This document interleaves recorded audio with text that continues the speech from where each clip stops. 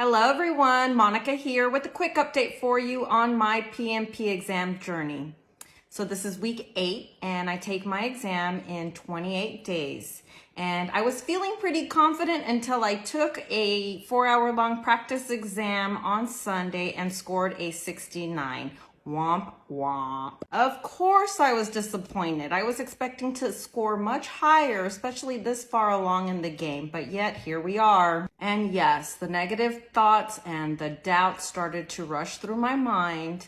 And of course, started questioning, what am I doing? And am I even ready for this? Yes, all of that just hit me like a brick instantly. Thankfully, it was a beautiful day here in Austin, so I grabbed my dogs, went for a nice 3-mile hike, came back with an attitude adjustment and a whole different perspective. Let's get started on some of the observations and concerns that I have, some of the wins, and then some adjustments that I'm making and action plan for the week. Diving right into the concerns, concern number 1 is time management. I have got to do a better job of managing my time when I answer these questions. I went back and I noticed that I'm spending 3 or 4 minutes to answer some of these questions, and that is way too long. Number 2, I am second guessing myself. I'm going back and changing my answer when I answered it right the first time. So number 3 is mental fatigue. After taking maybe about 120 questions or so, my brain started to shut down. Like, I just couldn't understand what the heck I was reading anymore. This leads right into my next one, and that's breaks. So you get 2 10-minute breaks, one after 60 questions, and then the other 10-minute break comes after you've taken 120 questions. So I need to take my breaks. And lastly, because I am taking my exam at home, there's just way too many distractions. I am so glad I am taking my real exam at a testing center, because with the dogs and the neighbors and the damn squirrel running around, like, there's too many distractions.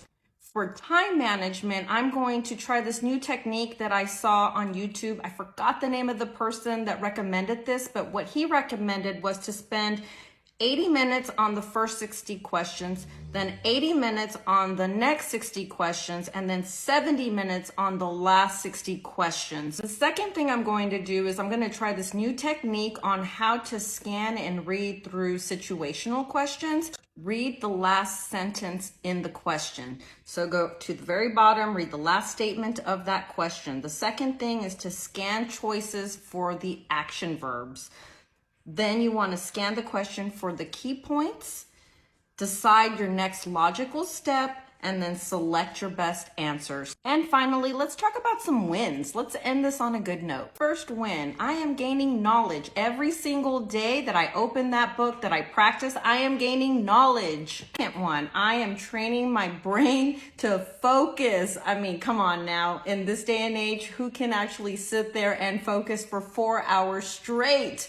Yes, that is one of the biggest challenges, but every time I put myself in this situation, I am training my brain to focus. Going through all these situational questions are helping me to build my critical thinking skills, and also helping me to understand the decisions that I'm making and the actions that I'm taking. So that's a win.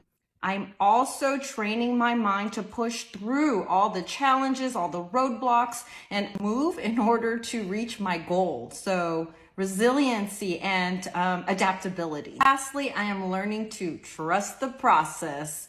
And that's what I have. If you have any recommendations, any questions, anything that I can help with, please reach out, let me know. Until next time, thank you.